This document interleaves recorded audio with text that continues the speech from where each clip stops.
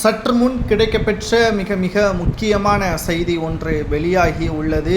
திராவிட முன்னேற்ற கழகத்தின் ஆட்சியில் சொன்ன மிக முக்கியமான வாக்குறுதிகள் 545 வாக்குறுதிகள் முழுமையாக நிறைவேற்றப்பட்டு விட்டதா? இன்று பட்ஜெட் தாக்கல் முடிந்த நிலையில் அதற்கான நிதிநிலை அறிக்கை கூட்டத்தொடரில் எடப்பாடி பழனிசாமி அவர்கள் ஸ்டாலினிடம் நேரடியாக கேட்டபொழுது திமுகவின் எம்எல்ஏக்களும் அமைச்சர்களும் மோதலில் ஈடுபட்டுள்ளனர். தமிழக மக்களையும் சிறுபான்மையினர்களையும் முட்டாளாக்கும் நோக்கத்துடன் வாய்க்கு வந்த வாக்குறுதிகளை எல்லாம் கொடுத்து விட்டீர்கள். ஆட்சிக்கு வந்து 4 ஆண்டுகள் முடிவடையக்கூடிய நிலையில் சொன்ன வாக்குறுதிகள் என்ன ஆச்சு? நாங்கள் ஆட்சியில் இருந்த பொழுது கொண்டு வந்த திட்டங்களை கடைசி நேரத்தில் ஆட்சி மாற்றத்தின் காரணமாக முடிவடையக்கூடிய நிலையில் இருந்த திட்டங்களை கிட்டத்தட்ட 3 ஆண்டுகளுக்கு மேலாக நீட்டிக்கப்பட்டு உங்களது ஆட்சியில் செய்ததாக மக்களிடம் காண்பது சரியா? உண்மையான அரசியல் ஞானம் உள்ளவர்களுக்கு நன்றாகவே தெரியும் அது அதிமுகவின் ஆட்சியில் கொண்டு வரப்பட்ட திட்டங்கள் என்றும் திமுகவின் ஆட்சியில் சொன்ன திட்டங்கள் 20% கூட முழுமையாக நிறைவேற்றப்படவில்லை.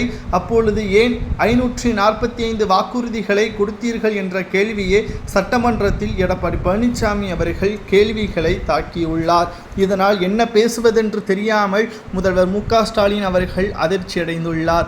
மேலும் நீங்கள் உங்களது ஆட்சி காலத்தில் கொரோனா காலம் என்ற காரணத்தினால் மத்திய அமைச்சர்களிடமும் பாஜகவிடமும் நெருக்கமாக இருந்ததை பயன்படுத்தி கொண்டு பணத்தை பெற்றுக்கொண்டு மக்களுக்கு சேவை செய்தீர்கள்.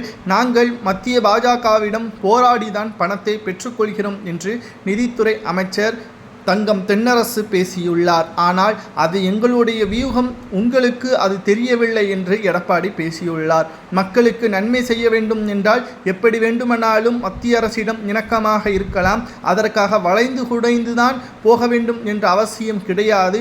அவர்கள் சொல்லக்கூடிய அறிக்கையில் தமிழக மக்களுக்கு நன்மை இருக்கிறது என்றால் ஏற்றுக்கொள்ள வேண்டும், இல்லை என்றால் எதிர்த்து கேள்விகளை கேட்க வேண்டும். எதற்கெடுத்தாலும் எதிர்த்து கேள்வி கேட்டால் நிச்சயம் தமிழக மக்கள் தான் பாதிப்புக்கு உள்ளாவார்கள் என்பதையும் எடப்பாடி பழனிசாமி அவர்கள் தெரிவித்துள்ளார். நாங்கள் கொரோனா காலகட்டத்தின் பொழுது பல கோடிகள் மத்திய அரசிடம் இருந்து கோரிக்கை வைத்தோம். ஆனால் சில கோடிகள் மட்டும்தான் வந்தது.